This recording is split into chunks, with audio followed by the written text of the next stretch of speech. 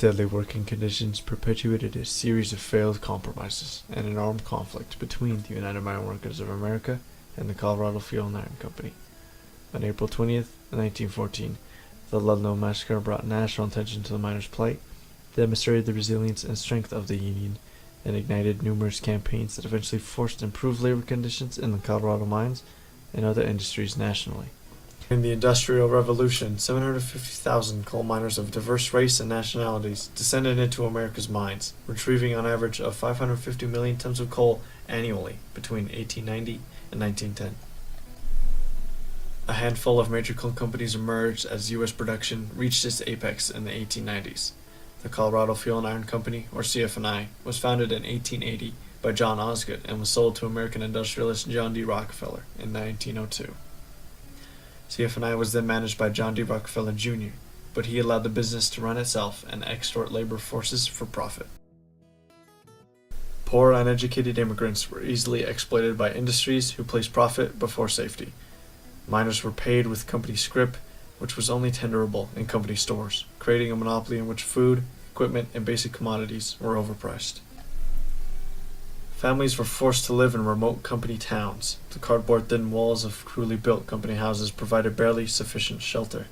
CF&I forced as many as 3 families under one roof and charged debt-inducing rent fees. Store clerks, priests, school teachers, and law enforcement agents were all company employed, and company doctors provided inadequate and expensive care. Working conditions were brutal.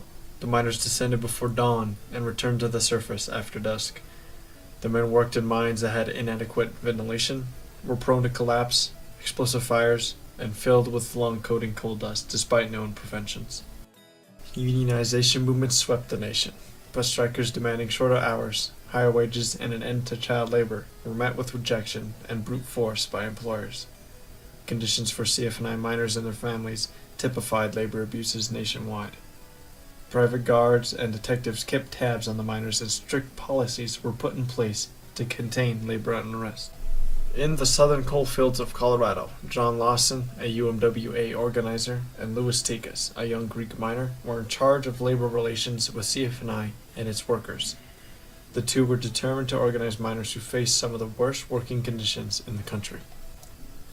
Coal miners organized by the UMWA presented CF&I with a list of demands that included union recognition, fair pay, and increased safety measures, protesting the company's autocratic dominance over the workers. And when they approached the company for these, the company basically said, no, we're not recognizing the union and we're not honoring any of your demands. With rising tensions, miners destroyed company property and equipment. On September 23, 1913, 12,000 miners declared a strike. Strikers and their families were evicted from the town, forcing them to build tent colonies on a stretch of prairie between Walsenburg and Trinidad, Colorado, the largest being the Ludlow colony. The strikers endured a lot of hardships, a lot of difficulties in the camp, and making sure people got fed and making sure supplies got to the camp and everything was pretty difficult. The UMWA provided weapons to protect the camps if attacked, and residents dug out pits that women and children could use as cover. When company officials hired the Baldwin Felts Detective Agency to end the strike, the conflict escalated. The Baldwin Felts and other company thugs initiated a shock-and-awe campaign against the protesters with beatings, harassment with machine guns, an improved armored car, and even murders to frighten strikers. In retaliation, the town marshal was soon killed in a confrontation with strikers. Company thugs were beaten and threatened in separate incidents. As deputies escorted strikebreakers to the mines, skirmishes would often occur in the canyons. Under mounting pressure from the coal companies to intervene, Governor Elias Ammons sent the state militia into the Colorado coal fields. At first, the strikers welcomed the soldiers, thinking they might offer some protection from the Baldwin Felts and other company thugs. But the militia teamed with private mine guards, and the violence against the strikers gradually intensified. On January 4th, 1914, the fearless, passionate union organizer from Ireland, Mary Harrison Jones, paid a visit to Ludlow to bring national attention to the miners' plight. But she was a great rabble-rouser and public speaker who would come into these mining camps and give speeches and rile people up and get them excited. Mother Jones continued her campaign and traveled throughout the country urging for an independent congressional investigation and sparking interest in the cause. On April 19th, the Greek immigrants at Ludlow celebrated Greek Easter. The people of Ludlow celebrated with mandolin music and dancing. And you had a rich life. They celebrated the Greek Easter, the death and resurrection of Christ, just before the massacre. They stole a few lambs from local ranchers and roasted them to celebrate the resurrection. During an afternoon game of baseball, a few soldiers arrived to provoke the residents. Pearl Jolly, a miner's wife at the game, recalled the militia was standing in the middle of the field and threatened to come the next day. The following morning, militia appeared at the camp, ordering the release of a man allegedly being held against his will. Rumors and tension permeated the camp. Tikas arranged a meeting with the militia commander at the Ludlow train station to attempt a compromise. While the meeting was being conducted, militia machine gunners posted on a nearby ridge noticed two miners leaving the Ludlow camp and perceived them as a threat. It is unclear how the aggression began, but a gun battle broke out, sending terror through the camp.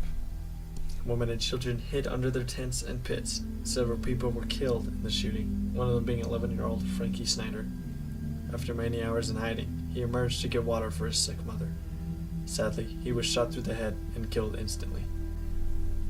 A passing train conductor witnessed the attack and positioned his train between the machine gunners and the camp, which provided enough cover for the residents to escape to the hills in the east.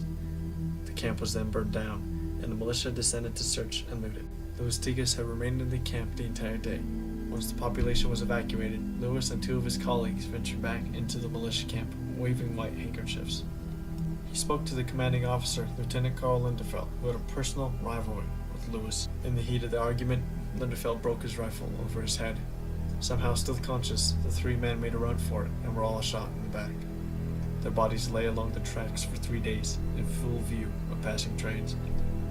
This event resulted in reported deaths ranging between 19 and 26 people. They include 2 women and 11 children, who suffocated and burned under a single tent. After the massacre, miners across southern Colorado officially declared arms.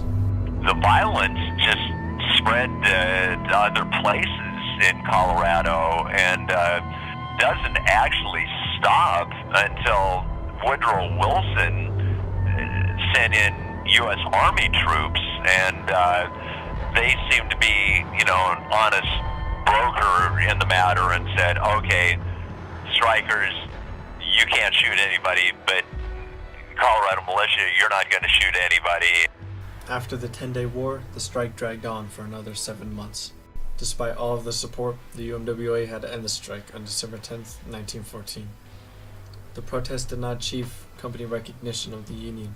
However, it gained national attention, spurring demands for improvements in labor conditions, workplace safety, and highlighted the importance of workers' unions. In 1915, the legislature of the state of Colorado passed the Workmen's Compensation Act and the Industrial Relations Act. The intent was to create a way to provide adequate medical and wage replacement benefits, while setting limits to liability and establishing cost predictability for the employer. It gave the state's directors of labor authority over conflicts between employers and employees.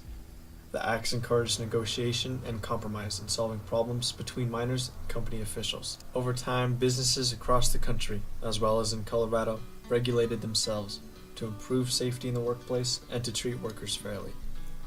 19 years later, President Franklin D. Roosevelt signed into law the National Labor Relations Act to acknowledge common justice and financial progress. By establishing the National Labor Relations Board, it secured workers' rights to organize and collectively bargain. It created the mandatory basis for 8-hour workdays, the right to union, weekends off, no forced overtime, and minimum wage. Today, the Ludlow Monument serves as a reminder of its testament to the compromise that would ultimately allow miners in Colorado and across the nation the power to negotiate for their rights. These miners not only stood up for the American dream, but helped write it. These battles between workers and big business distinctively shaped labor relations for future generations.